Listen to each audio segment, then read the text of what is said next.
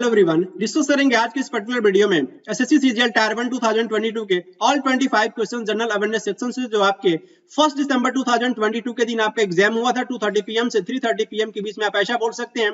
Basically मैं आपको बता दूं एसएससी सीजीएल टायर 1 2022 में बेसिकली आपको जो 100 क्वेश्चंस करने थे इसके लिए आपको जो है 60 मिनट्स का टाइमिंग दिया गया था। आप बोल सकते हैं 4 पार्ट से क्वेश्चंस भी पूछे गए आपके जो है 25 क्वेश्चंस आप बोल सकते हैं कि जो है मेंटल एबिलिटी या फिर रीजनिंग से पूछे गए। 25 क्वेश्चंस आपके जो क्वांटिटेटिव एप्टीट्यूड या फिर जो है मैथ से बोल सकते हैं और 25 क्वेश्चंस आपके जो है इंग्लिश कॉम्प्रिहेंशन से या फिर जो इंग्लिश सब्जेक्ट से पूछे गए और बचे हुए 25 क्वेश्चंस आप बोल सकते हैं आपके जो है जनरल अवेयरनेस सेक्शन से पूछे गए। तो जो भी क्वेश्चंस आपके जनरल अवेयरनेस सेक्शन से पूछे गए 25 क्वेश्चंस को इस पर्टिकुलर वीडियो में मैं आपके साथ काफी डिटेल में मैं डिस्कस करूंगा।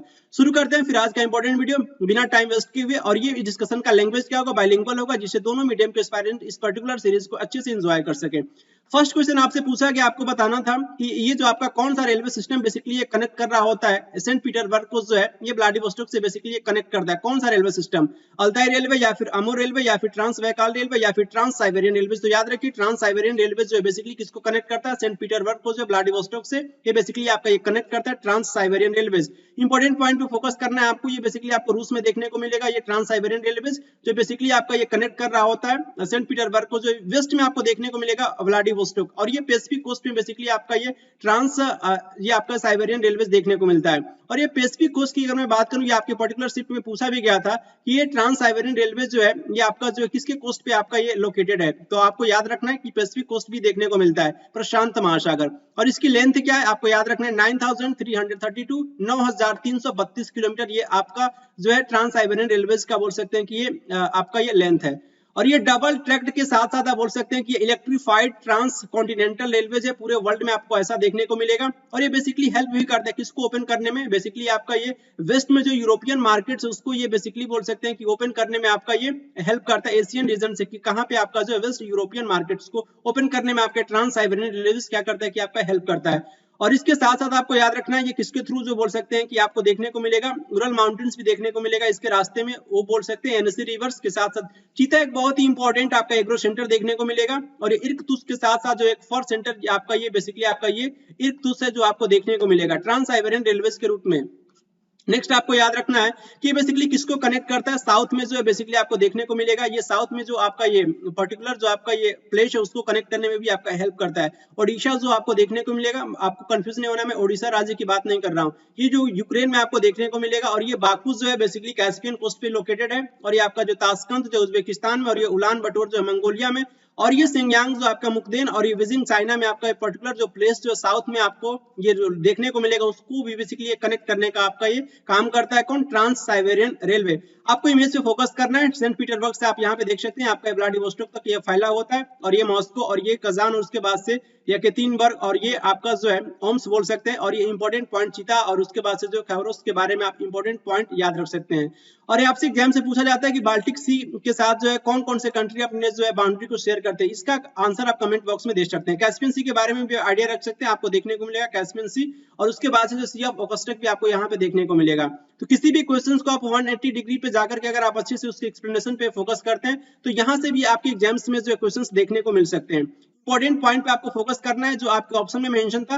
अल्ताई बेसिकली क्या होता है, अल्ताई किसी जो है रेलवे सिस्टम की बात नहीं है, बेसिकली आपको याद रखना है कि एक माउंटेन रेंज का नाम है आपका अल्ताई। और ये जो आपका सेंट्रल और ईस्ट एशिया में बेसिकली आपका ये फैला होता है, बोल सकते हैं कि जहां पे आपके रूस, चाइना, मंगोलिया और उसके बाद से कजाकिस्तान का ये कवरेज देखने को मिलता है अल्ताई माउंटेन के आसपास, आप ऐसा बोल सकते हैं। और ये बेसिकली आपको देखने को मिलेगा जहां पे आपको रिवर भी देखने को मिलेगा एटिस और उसके साथ साथ जो ओब रिवर, ये आपका जो हेड वाटर्स है, आप ऐसा बोल सकते हैं। अमूर रेलवे की मैं बात करूं, या आपका लास्ट सेक्शन होता है ट्रांस साइबेरियन रेलवे का जो आपको रूस में देखने को मिलेगा। इसको कब बनाया गया था, 1907 से लेकर क्या बोल सकते हैं कि जो है 1916 के बीच में इसको प्रिपेयर किया गया था अमूर रेलवे को। ट्रांस बैकाल रेलवे के बारे में आपको याद रखना, ये भी आप बोल सकते हैं ट्रांस साइबेरियन रेलवे का ही पार्ट है जिसको कब प्रिपेयर बनाया गया था 1895 से, और बोल सकते हैं कि जो है इसको बनाया गया था 1895 में, लेकिन ये 1905 में बोल सकते हैं 1905 में ट्रांस साइबेरियन रेलवे का ये पार्ट बना था आपका ये trans Baikal railway. Next question आपसे पूछ रहा है, आपको बताना है कि अप्रैल 2022 के समय बेसिकली आपके जो इनमें से कौन आपके जो वो सर्व कर रहे थे as a chief minister of Chhattisgarh. First option है कवसी लेखमा या फिर जो है तमरध्वज साहू या फिर जो है टीएस सिंहदेव या फिर जो है भूपेश बाघेल। तो याद रखिए भूपेश बाघेल आपके जो है उस समय कौन थे, आपके जो है वो चीफ मिनिस्टर ऑफ छत्तीसगढ़ थे। इंपॉर्टेंट पॉइंट पे फोकस करना है, आपके कौशी लेखमा जो है बेसिकली समय वो करंट, जब मैं वीडियो रिकॉर्ड कर रहा हूं तो जब भी मैं डाटा बताऊंगा आपका जो ये पर्टिकुलर क्वेश्चन आपके करंट अफेयर्स का था, तो करंट अफेयर्स का डाटा जो होता है बेसिकली चेंज आने फ्यूचर में बोल सकते हैं कि एक्सपेक्ट करेंगे आपकी जो चेंज होने की पॉसिबिलिटी होती है। लेकिन जब मैं वीडियो रिकॉर्ड कर रहा हूं तो इनका एक करंट स्टेटस क्या है आपका बोल सकते हैं कि जो कौशी लेखमा जी बेसिकली आपके करंटली कैबिनेट मिनिस्टर छत्तीसगढ़ के, और ये बेसिकली 5 टाइम्स जो है कंसेक्यूटिवली आप बोल सकते हैं लगातार ये क्या हुए कि कोंटा से बेसिकली ये मेंबर ऑफ लेजिस्लेटिव असेंबली क्या हुए कि आपके ये इलेक्ट हुए हैं। तमरध्वज साहू के बारे में आप याद रख सकते हैं, ये बेसिकली आपके जो करंट जो होम मिनिस्टर है कहाँ के, आपके जो छत्तीसगढ़ के।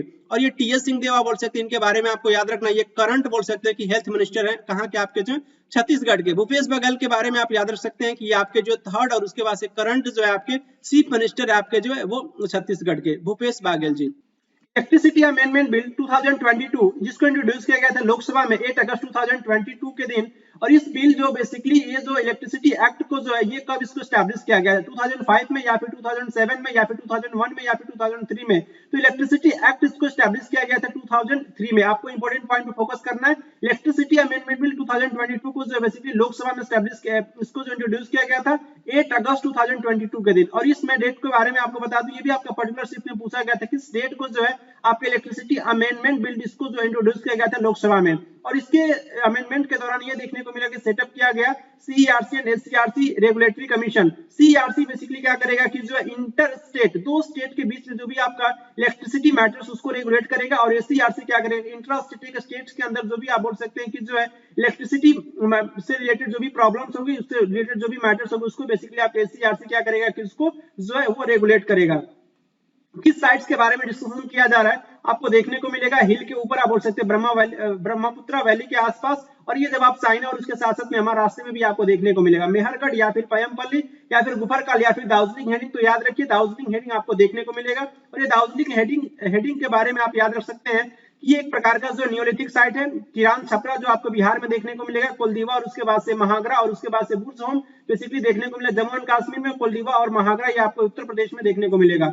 मेहरगढ़ जो आपको देखने को मिलेगा पाकिस्तान में, और उसके बाद से जो आपका पयमपल्ली और ये हल्लूर ये आपको देखने को मिलेगा दोनों आपके आंध्र प्रदेश में, और ये सारे के सारे आपके जो है ये नियोलिथिक साइट्स हैं।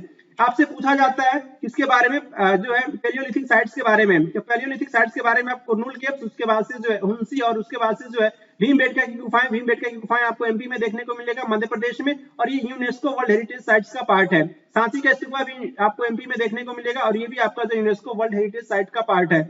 नियोलिथिक साइट्स के बारे में आपको जो है मैं डिस्कस किया डिटेल में, आपको याद रखना है। मेगालिथिक साइट्स के बारे में बता दूं आपको जो है ये इंपॉर्टेंट साइट्स है आपके ब्रह्मगिरी और उसके बाद से जो आदि चनल्लुर ये आपके जो है मेगालिथिक साइट्स है। और ये अर्ली विलेज के बारे में आप याद रख सकते हैं, इनाम गांव जो है देखने को मिलेगा। इनाम गांव जो है आपके महाराष्ट्र में जो बेसिकली आपका ये प्रेजेंट महाराष्ट्र में आपका ये लोकेटेड था, पहले आप ऐसा बोल सकते हैं इनाम गांव। और ये आपके पर्टिकुलर सिटी जो है आप मुंबई यहाँ पे देख सकते हैं, कोलकाता को आप यहाँ पे देख सकते हैं। इंपॉर्टेंट पॉइंट आपको याद रखना है गुफर काल से रिलेटेड, आपसे एविडेंस भी पूछा जाता है कि क्या प्रमाण मिले हैं गुफर काल से, तो वीट एंड लेंटिल के प्रमाण आप बोल सकते हैं एविडेंस मिले हैं जो आपके जो प्रेजेंट है आपका ये गुफर काल जो है जम्मू एंड कश्मीर में देखने को मिलेगा।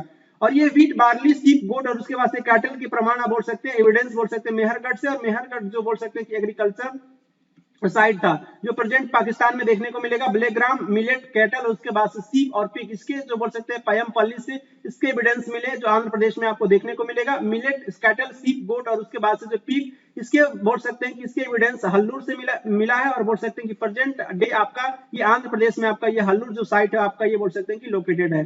दार्जिलिंग हेडिंग के बारे में आप इंपॉर्टेंट पॉइंट याद रख सकते हैं, यहाँ से कुछ स्टोन्स मिले हैं जिसमें आपको जो मोर्टार्स और पेस्टल्स देखने को मिलेगा। और ये बोल सकते हैं कि कहीं ना कहीं ये बता रहा था कि आपका ये जो भी स्टोन्स मिले हैं ये कहीं ना कहीं बता रहा था कि यहाँ के लोग क्या करते थे कि जो है ग्रेन को ग्रो करते थे, और उससे क्या करते थे कि जो भी ग्रेन या फिर जो भी अनाज उगाते थे उससे खुद से क्या करते थे कि उसको खाने के रूप में उसको यूज करते थे, जो भी अनाज ये ग्रो करते थे, क्योंकि यहाँ पे मोर्टार्स और पेस्टल्स के प्रमाण मिले हैं, एविडेंस मिले हैं।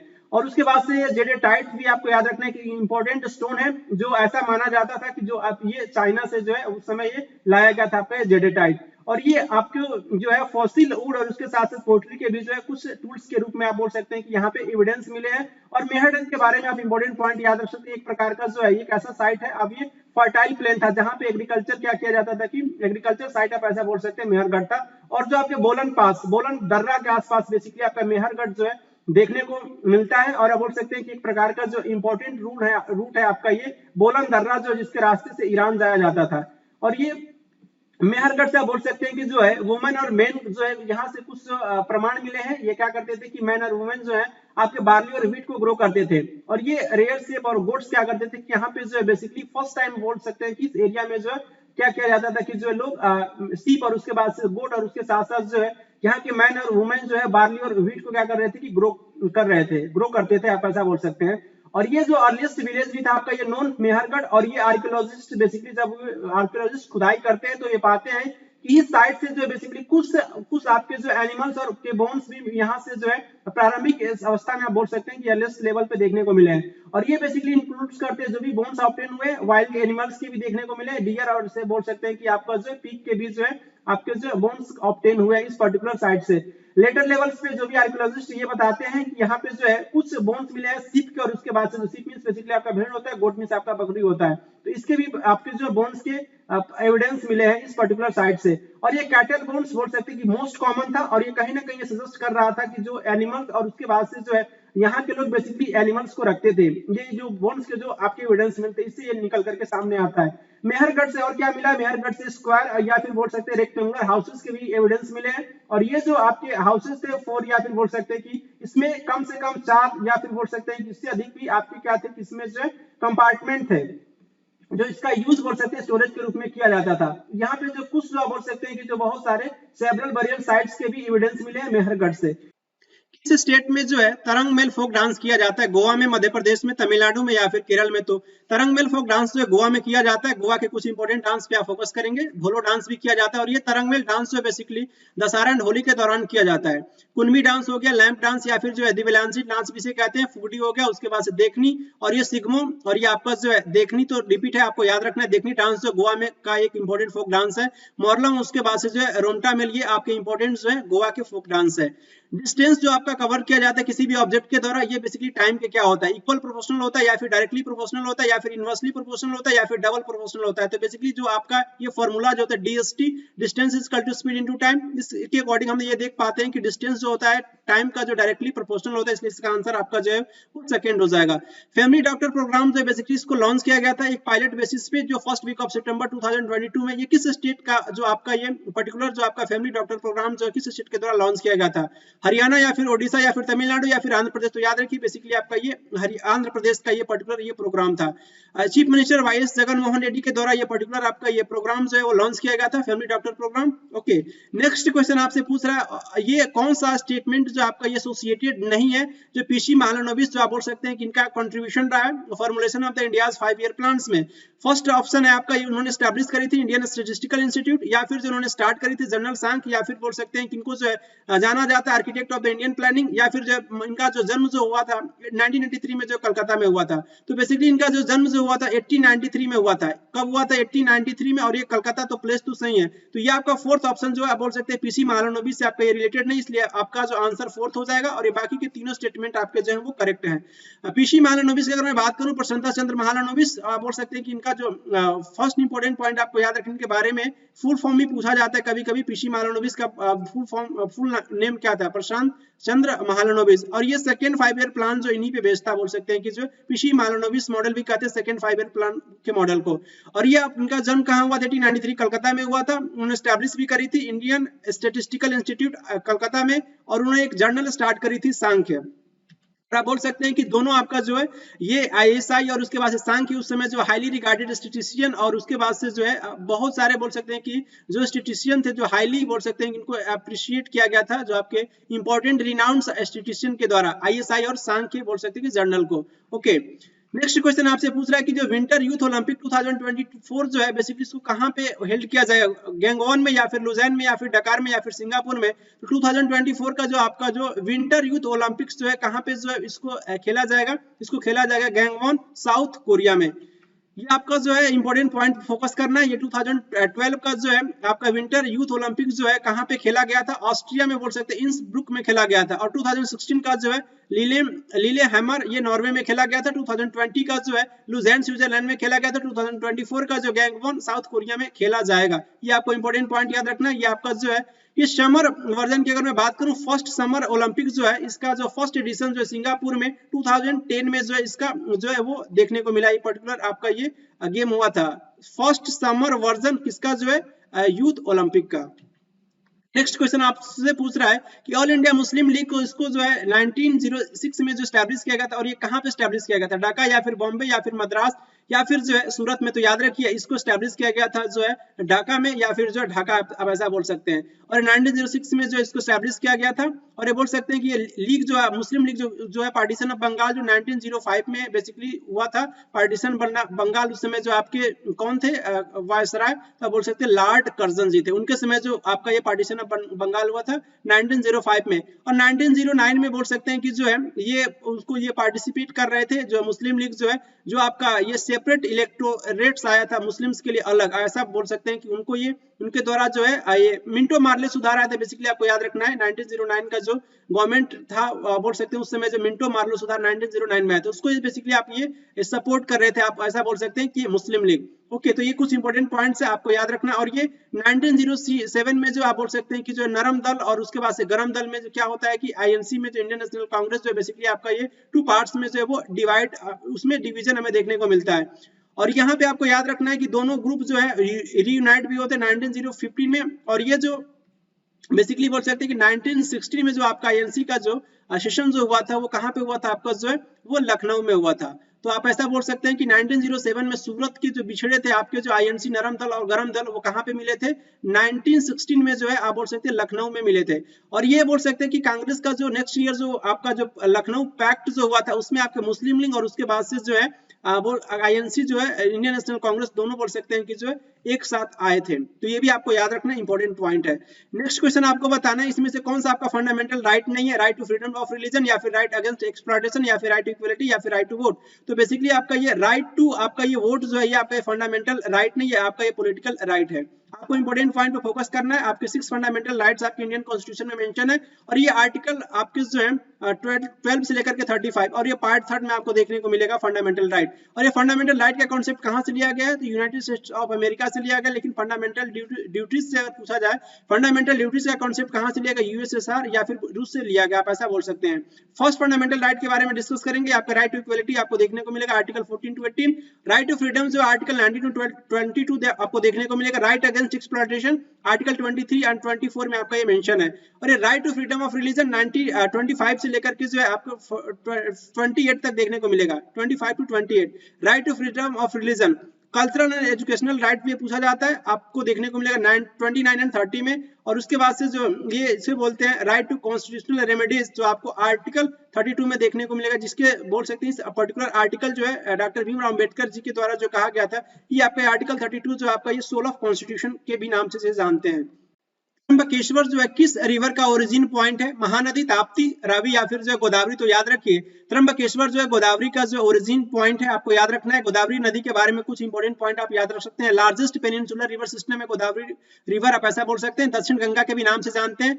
नासिक डिस्ट्रिक्ट ऑफ महाराष्ट्र से इसका ओरिजिन पॉइंट त्र्यंबकेश्वर, आप ऐसा बोल सकते हैं, आपको देखने को मिलेगा नासिक डिस्ट्रिक्ट ऑफ महाराष्ट्र।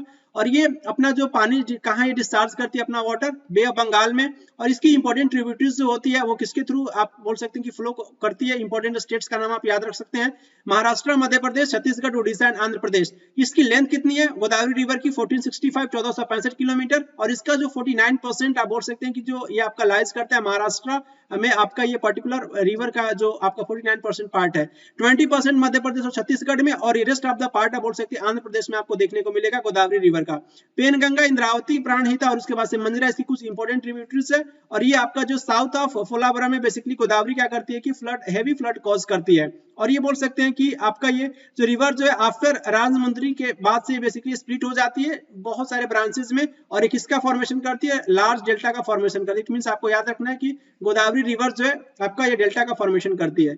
महानदी के बारे में आप कुछ इंपॉर्टेंट पॉइंट याद रख सकते हैं। महानदी बेसिकली इसका ओरिजिन पॉइंट में बात करूं तो आपको देखने को मिलेगा छत्तीसगढ़ की कैपिटल रायपुर, रायपुर के पास जो है बेसिकली सिसवा के पास से बेसिकली आपका महानदी का ओरिजिन पॉइंट है। इसकी लेंथ कितनी है महानदी की 851 किलोमीटर, और ये 53% आप बोल सकते हैं इसका ड्रेनेज बेसिन जो है आपको देखने को मिलेगा मध्य प्रदेश और छत्तीसगढ़ में, और 47% आपको देखने को मिलेगा उड़ीसा में। नर्मदा एंड तापी के बारे में आप कुछ इंपॉर्टेंट पॉइंट याद रख सकते हैं। ये बेसिकली दोनों जो रिवर जो होती है वो रिफ्ट वैली में फ्लो करती है। रवि नदी के बारे में मैं आपको बता दूं, रवि जो एक इंपॉर्टेंट ट्रिब्यूटरीज है इंडस का, इंडस के 5 इंपॉर्टेंट ट्रिब्यूटरीज का नाम आप याद रख सकते हैं, झेलम, चेनाब, रवि, ब्यास, सतलज।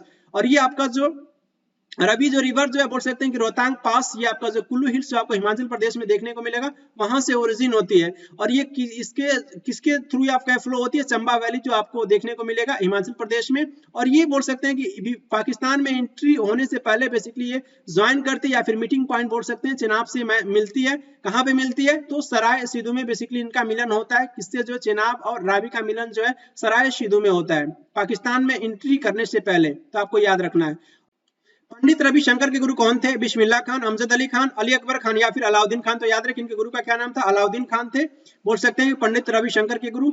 ये रविशंकर बोल सकते हैं कि सितार बजाते थे, और ये इनके गुरु का क्या नाम था, उस्ताद अलाउद्दीन खान बोल सकते हैं। उस्ताद बिस्मिल्लाह खान ये शहनाई बजाते थे। उस्ताद अमजद अली खान ये सरोद बजाते थे। और ये आपके जो इनको जो है हाईएस्ट सिविलियन ऑनर भी दिया गया था, पद्म विभूषण 2000 में, 2000 में पैसा बोल सकते हैं। अली अकबर खान जो है वो सरोद प्लेयर थे, सरोद बजाते थे। आपको इस क्वेश्चन में बेसिकली मैच करना है। यहाँ पे आपका जो कॉलम फर्स्ट में विटामिन दिए हुए हैं और इसके अल्टरनेटिव में या फिर बोल सकते हैं साइंटिफिक नेम यहाँ पे मेंशन है। Vitamin A, vitamin B12, vitamin C, vitamin D. तो विटामिन ए का जो आपका बोल सकते हैं कि साइंटिफिक नेम जो होता है रेटिनॉल होता है, इससे मैच करेंगे। विटामिन B12 का जो साइनोकोबालामिन, तो कोबालामिन से मैच करेंगे। साइनोकोबालामिन में आपको कोबाल्ट जो है आपको देखने को मिला, मेटल जो है आप बोल सकते हैं ट्रांजिशन मेटल होता है आपके कोबाल्ट। कोबाल्ट का एटॉमिक नंबर 27 होता है। क्लियर। फेरस, कोबाल्ट, निकल, ये आपका फेरस का 26 होता है और कोबाल्ट का 27 होता है, और ये निकल का 28 होता है, कॉपर का 29 होता है, और ये जिंक का आपका 30 होता है। और ये विटामिन सी की मैं बात करूं तो ये इसका जो है स्कॉर्बिक एसिड से आप मैच करोगे, इसका जो है साइंटिफिक नेम होता है विटामिन सी का। और विटामिन डी का जो होता है जो हमें सनलाइट से ऑब्टेन होता है, ये आपको जो देखने को मिलेगा इरको कैल्सिफेरॉल, इसका बॉटनिकल नेम, इसका जो साइंटिफिक नेम होता है। ओके, तो किससे मैच करोगे, फर्स्ट का भी आप रेटिनॉल, फर्स्ट का भी, सेकंड का जो है आपका ये आपको देखने को मिलेगा ऑप्शन फर्स्ट आपका करेक्ट हो जाएगा। विटामिन होते क्या है, विटामिन आप बोल सकते हैं ऑर्गेनिक सब्सटेंसेस होते हैं जो आपके बॉडी में जो इसकी पर्याप्त मात्रा रिक्वायरमेंट होती है। और ये गुड हेल्थ के लिए मैं आपको इंपॉर्टेंट पॉइंट बता दूं, विटामिन में कोई भी एनर्जी नहीं होता है। विटामिन खाने से आपको एनर्जी नहीं मिलता, लेकिन आपके मेटाबॉलिक एक्टिविटीज के लिए आप बोल सकते हैं कि बहुत ही इंपॉर्टेंट आपका ये सब्सटेंस होता है विटामिन। और जो आपको किससे मिलता है, फ्रूट्स और वेजिटेबल्स से हमें देखने को मिलता है। विटामिन डी आपको जो सनलाइट से मिलता है। और ये आपके 2 टाइप्स के विटामिन होते हैं, फैट सॉल्युबल विटामिन और वाटर सॉल्युबल विटामिन। आप याद रख सकते हैं कीड़ा से विटामिन के, ई, डी, ए, आपके ये 4 विटामिन का नाम जो है ये आपके फैट सॉल्युबल विटामिन होते हैं। और ये water soluble vitamin B and C होते हैं आपके वाटर सॉल्युबल विटामिन। यहाँ पे कुछ इंपॉर्टेंट मैंने जो है सारे विटामिन का जो है नाम और उसके बाद से बोल सकते हैं क्या क्या कौन कौन सा डिजीज होता है वो आपको याद रखना है। विटामिन ए रेटिनॉल होता है, लॉस ऑफ विजन, ब्लाइंडनेस बोल सकते हैं, जो है रतौंधी होता है विटामिन ए से। और विटामिन B1 का जो है आपका थायमीन होता है, और ये आपको देखने को मिलेगा बेरी डिजीज से होता है। विटामिन B1 की कमी से, डेफिशिएंसी से। विटामिन B2 का जो है राइबोफ्लेविन होता है, आपको देखने को मिलेगा ए राइबोफ्लेविनोसिस। और उसके बाद से जो है विटामिन B3 का जो है नियासिन होता है, आपको देखने को मिलेगा पेलेग्रा। ये आप बोल सकते हैं कि जो डर्मेटाइटिस भी होता है आप बोल सकते हैं पेलेग्रा उसे बोलते हैं। तो आपसे पूछा जाता है आपका ये विटामिन B3 से कौन सा पर्टिकुलर डिजीज होता है इसकी डिफिशियंसी से। और ये आपका विटामिन B5 जो होता है पैंटोथेनिक एसिड होता है इसका साइंटिफिक नेम। और आपको देखने को मिलेगा कौन सा आपका कौन सा डिजीज, तो आपको देखने को मिलेगा जो है पेरेस्थेसिया। ओके, विटामिन B6 का होता है पायरिडॉक्सिन, और ये आपको देखने को मिलेगा पायरिडॉक्सिन से जो एनीमिया। और B7 का क्या होता है, बायोटीन होता है, आपको डर्मेटाइटिस देखने को मिलेगा। और ये फॉलिक एसिड विटामिन B9 होता है, और आपको देखने को मिलेगा मेगालोब्लास्टिक एनीमिया। और उसके बाद विटामिन B12 आपका साइनोकोबालामिन होता है, और आपको देखने को मिलेगा पर्निशियस एनीमिया, पर्निशियस खतरनाक एनीमिया में बोल सकते हैं। और स्कॉर्बिक एसिड के आपको डिजीज होगा कौन सा डिजीज, स्कॉर्बी आप बोल सकते हैं। और ये आपको देखने को मिलेगा विटामिन B कैल्सीफेरॉल या फिर इनको कैल्सीफेरॉल, रिकेट्स डिजीज बेसिकली इसकी कमी से होता है। और ये टोकोफेरॉल बेसिकली आपका ब्यूटी विटामिन होता है, तो आपको क्या देखने को मिलेगा, होमोलिटिक एनीमिया देखने को मिलेगा। और ये आपका जो है फाइलोक्विनोन बेसिकली विटामिन K का जो है ये नेम होता है आपका साइंटिफिक नेम, और जिससे आपको देखने को मिलेगा ब्लीडिंग डायस्थेसिस। तो बेसिकली आपका विटामिन के जो होता है बेसिकली आपका जो ब्लड क्लॉट के लिए आपका रिस्पॉन्सिबल विटामिन होता है। सोर्सेज आप बोल सकते हैं कि मिल्क, उसके बाद से butter, egg, carrot, cod liver oil बहुत इंपॉर्टेंट है, कैरेट आप खा सकते हैं, टमाटोज, पंपकिन, ये आपके कुछ सोर्सेज है विटामिन ए के। और यहाँ पे आप कुछ इंपॉर्टेंट पॉइंट्स जिसको आप नाइट ब्लाइंडनेस आपको देखने को मिलेगा, और ये कुछ सोर्सेज हैं, और ये क्या क्या जो आपके डिजीज हो सकते हैं, ये पर्टिकुलर डिजीज तो मैंने चार्ट में जस्ट अभी डिस्कस ही मैंने किया है। सारे पॉइंट्स को आप पीडीएफ के थ्रू जो है रीड कर सकते हैं। नेक्स्ट क्वेश्चन आपसे पूछ रहा है कि AIBA जो बॉक्सिंग जूनियर बॉयज और गर्ल्स में का जो कंपटीशन जो होता है, इसमें बाउट्स जो होता है कितने, इसका जो प्रत्येक राउंड जो होता है बाउट्स का जो कितने मिनट्स का बेसिकली आपका ये बना होता है, 5 मिनट्स, 3 मिनट्स, या फिर 1 मिनट्स, या फिर 2 मिनट्स। तो कितने का बना होता है आपका ये 2 मिनट्स का ये बेसिकली आपका ये बना होता है। ये आपका ऑल AOB आप बोल सकते हैं कि जूनियर बॉयज एंड गर्ल्स का जो कंपटीशन होता है बाउट्स बोल सकते हैं कि 3 मिनट्स प्रत्येक, आप बोल सकते हैं कि आपका ये प्रत्येक 3 राउंड्स जो होता है बोल सकते हैं 2 मिनट्स का बेसिकली आपका ये होता है। 3 राउंड होता है लेकिन प्रत्येक कितने मिनट का होता है, 2 मिनट का होता है। इसमें से कौन सी नदी आप बोल सकते हैं कि जो हिमालय से निकलती है, कोसी, यमुना, गंडक या फिर घाघरा। तो याद रखिए यमुना रिवर जो यमुनोत्री ग्लेशियर से निकलती है, और यमुनोत्री ग्लेशियर आपको देखने को मिलेगा हिमालय में। इंपॉर्टेंट पॉइंट पे आप फोकस कर सकते हैं, बेसिकली आपका ये जो है यहाँ से आपका ओरिजिन पॉइंट है, यमुनोत्री ग्लेशियर देखने को मिलेगा, यमुना रिवर का ओरिजिन पॉइंट है बेसिकली यमुनोत्री ग्लेशियर। और ये गंगा रिवर जो है गंगोत्री ग्लेशियर से निकलती है, और ये भी आप बोल सकते हैं कि हिमालय से निकलने वाली नदियां हैं, इंपॉर्टेंट रिवर है गंगा। और ये इंपॉर्टेंट इमेज है किसका, जो है मेजर रिवर्स एंड डैम से भी आपके एग्जाम से क्वेश्चन पूछा जाता है। हीराकुंड डैम जो होता है बेसिकली बोल सकते हैं कि आपको देखने को मिलेगा जो है महानदी रिवर पे, और ये सरदार सरोवर डैम आपको देखने को मिलेगा जो है नर्मदा रिवर पे। नेक्स्ट क्वेश्चन आपसे पूछ रहा है कि किसने जो है विद्यालय ने जो है कौन सा जो है किस शहर को बसाया था जो कावेरी डेल्टा में, तिरुचिरापल्ली या फिर तिरुपुर या फिर जो है मदुरै या फिर जो तंजावुर। तो याद रखिए उसने जो है किसको बसाया था, कौन से सिटी को जो है तंजावुर सिटी को जो बसाया था किसने, विद्यालय ने। विद्यालय के बारे में आप इंपॉर्टेंट पॉइंट याद रख सकते हैं, आपके 16 रूलर थे, और उन्होंने जो है तंजावुर के साथ साथ जो है निशुम्भसूदनी मंदिर को भी जो बोल सकते हैं कि जो है गॉडनेस निशुम्भसूदनी का मंदिर भी उन्होंने बनाया था विद्यालय ने।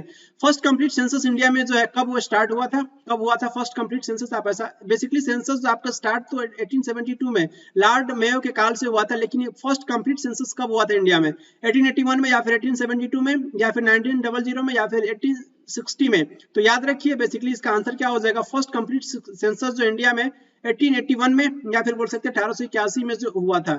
और ये आपका जो है 16 टाइम्स बोल सकते हैं कि ये आपका 10 साल के बाद से होता है, प्रत्येक 10 साल के बाद से आपको देखने को मिलेगा जो है सेंसस, और ये आपका ये 16 टाइम्स है आपका ये 2021 का, क्लियर। और ये 1872 में जो है लॉर्ड मेयो के समय जो है बोल सकते हैं कि स्टार्ट हुआ था आपका ये सेंसस होना, और ये फर्स्ट कंप्लीट सेंसस जो देखने को मिलता है 1881 में। नेक्स्ट क्वेश्चन में आपको बताना है कि इसमें से कौन सा जो फंक्शन जो आपका ये सेंट्रल बैंक का जो है वो कंट्री में नहीं है। ये बेसिकली कंट्रोल करता है मनी सप्लाई को कंट्री में, या फिर एक्ट करता है बैंकर जो आपके गवर्नमेंट्स का, या फिर जो है ये एक्सेप्ट करता है डिपॉजिट्स कहां से, आपके पब्लिक से, या फिर ये चूज करता है करेंसी ऑफ द कंट्री। तो बेसिकली ये आप बोल सकते हैं कि आपका फर्स्ट, सेकंड एंड फोर्थ ये आप बोल सकते हैं कि आपका ये क्या है कि ये आपका ये फंक्शन है, लेकिन ये बेसिकली आपका सेंट्रल बैंक का ये फंक्शन नहीं है, ये बेसिकली एक्सेप्ट नहीं करता है डिपॉजिट्स को पब्लिक से। तो इसका आंसर क्या हो जाएगा, 3 हो जाएगा। तीनों के आपके फंक्शन है आप बोल सकते हैं कि सेंट्रल बैंक का कंट्री में। और यहाँ पे कुछ इंपॉर्टेंट फंक्शन आप देख सकते हैं, ये करेंसी को इशू करता है, और ये एक्ट्स बोल सकते हैं कि bankers for the commercial banks के लिए, और ये कंट्रोल करता है फ्लो ऑफ क्रेडिट को, और ये एक्ट्स करता है बैंकर्स फॉर द गवर्नमेंट्स, और ये एक्ट्स करता है lenders for the last resource for banks. और उसके बाद से जो है मैनेजिंग एक्सचेंज रेट को भी बेसिकली आपका ये कंट्रोल करता है, मैनेज करता है, पैसा बोल सकते हैं। और ये मैनेज करता है किसको, जो प्राइस स्टेबिलिटी को बेसिकली आपका ये सेंट्रल बैंक क्या करता है कि ये कंट्रोल करता है, इसका एक इंपॉर्टेंट फंक्शन आप बोल सकते हैं। रण उत्सव जो होता है बेसिकली ओरिजिन होता है किस स्टेट में इंडिया में आपको देखने को मिलेगा, जो है टूरिज्म को प्रमोट करने के लिए, गुजरात में, राजस्थान में, या फिर जो है पंजाब में, या फिर महाराष्ट्र में। तो बेसिकली रण उत्सव आपको देखने को मिलेगा। ये इस फेस्टिवल के थ्रू आप बोल सकते हैं कि जो है एक उत्सव होता है, सेलिब्रेशन होता है जो बेसिकली टूरिज्म सेक्टर को प्रमोट करता है, गुजरात में आपको देखने को मिलेगा। और ये रण उत्सव को basically run of Kutch festival या फिर कच्छ उत्सव के नाम से जानते हैं। और ये बेसिकली बोल सकते हैं किसके द्वारा ये किसका इनिशिएटिव है, tourism corporation of Gujarat limited, TCGL। निम्न में से किस स्टेट के द्वारा जो है स्टेट लेवल बर्ड एटलस जो है इंडिया में सबसे पहली बार जो इसको प्रिपेयर किया गया था? केरल, महाराष्ट्र, राजस्थान या फिर आंध्र प्रदेश? तो याद रखिए केरल के द्वारा जो पहली बार जो है स्टेट लेवल बर्ड एटलस को प्रिपेयर किया गया था। नेक्स्ट क्वेश्चन आपसे पूछ रहा है, आपको बताना है कि जो करेक्ट स्टेटमेंट किसके बारे में, जो इनर्शिया के बारे में। आपकी मास जो होगा, मास की वैल्यू बड़ी होगी तो आप बोल सकते हैं कि आपका जो इनर्शिया की वैल्यू बड़ी होगी, greater the mass greater the inertia, या फिर जो है वेट की वैल्यू जितना कम होगी इनर्शिया की वैल्यू उतनी ही ज्यादा बड़ी होगी, या फिर जो आप बोल सकते हैं कि जो मास जो होगा जितना ज्यादा कम होगा उतना ही ज्यादा आपका इनर्शिया की वैल्यू बड़ी होगी, या फिर मास की वैल्यू जितना ज्यादा बड़ा होगा इनर्शिया की वैल्यू उतनी ही कम होगी। तो बेसिकली आपको याद रखना है कि मास जो होता है आप बोल सकते हैं कि जो है इनर्शिया के डायरेक्टली प्रोपोर्शनल होता है। इट मींस आप बोल सकते हैं greater the mass greater the inertia. Option first is correct. Inertia basically क्या होता है, कोई भी आपका ऑब्जेक्ट जो होता है अपने बोल सकते हैं अपने स्टेट में वो डिस्टर्ब होना नहीं चाहता है। मान लीजिए अगर कोई आपका ये ऑब्जेक्ट है, अगर वो मोशन में है तो मोशन में ही रहना पसंद करेगा, अपने स्टेट को ये बेसिकली चेंज होने में विरोध करेगा। अगर कोई ऑब्जेक्ट आपका जो है वो रेस्ट में विरामावस्था में है और तो इसको आप जो मोशन में लाना चाहेंगे तो इस स्टेट को क्या करेगा कि आपका ये विरोध करेगा, अपने स्टेट को डिस्टर्ब होना, ये कोई भी आपका ऑब्जेक्ट होना नहीं पसंद करता। इसी प्रॉपर्टीज को हम इनर्शिया के नाम से जानते हैं। और ये इनर्शिया जो होता है किसके द्वारा मेजर किया जाता है? मास के द्वारा मेजर किया जाता है। और इनर्शिया जो होता है आपका डायरेक्टली प्रोपोर्शनल होता है मास के। और आप बोल सकते हैं कि हेवी ऑब्जेक्ट जो आपका भारी जो किसी भी ऑब्जेक्ट का जो मास होगा जितना ज्यादा बड़ा होगा जितना हैवी होगा, बोल सकते हैं इनर्शिया उसमें उसकी इनर्शिया की वैल्यू उतनी ज्यादा अधिक होगी। और जितनी बोल सकते हैं कि मास की वैल्यू जितनी ज्यादा कम होगी उतना ही आपका जो है इनर्शिया की वैल्यू कम देखने को मिलेगा। ओके, तो इट मींस आप कह सकते हैं कि जो आपका हेवी बॉक्स जो होता है उसमें जो इनर्शिया की वैल्यू बड़ी होगी, और ये आपका जो है अगर लाइटर बॉक्स है तो उसमें इनर्शिया की वैल्यू आपको उतनी कम देखने को मिलेगी। नेक्स्ट क्वेश्चन आपको बताना है कि अनंत राज सागर टैंक जो किसके द्वारा जो किस रूलर्स के द्वारा जो है बनवाया गया था? विजयनगर, या फिर जो है मराठा, या फिर पाल, या फिर जो चोल? तो बेसिकली आपका अनंत राज सागर जो आपका टैंक जो बेसिकली जो बनवाया गया था ये विजयनगर रूलर्स के द्वारा जो है बोल सकते हैं कि बनवाया गया था।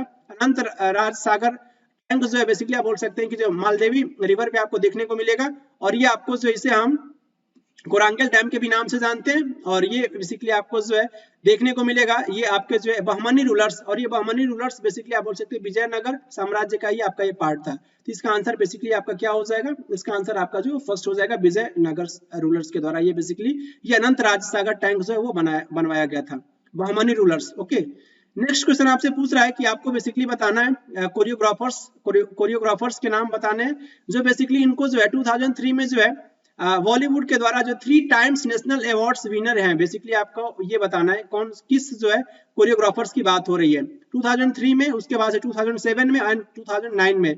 और उन्होंने बोल सकते हैं कि बहुत सारे हिंदी मूवीज में उन्होंने जो है वो काम भी उन्होंने करा है। तो संजय लीला वंशाली मूवीज जैसे कि देवदास में आप बोल सकते हैं, तो ये आपका ये संजय लीला वंशाली की मूवी बोल सकते हैं देवदास में। तो किस कोरियोग्राफर्स की बात हो रही है? गीता कपूर, या फिर सरोज खान, या फिर जो है फराह खान, या फिर जो है वैभवी मर्चेंट? तो याद रखिए बेसिकली आपके कौन थे?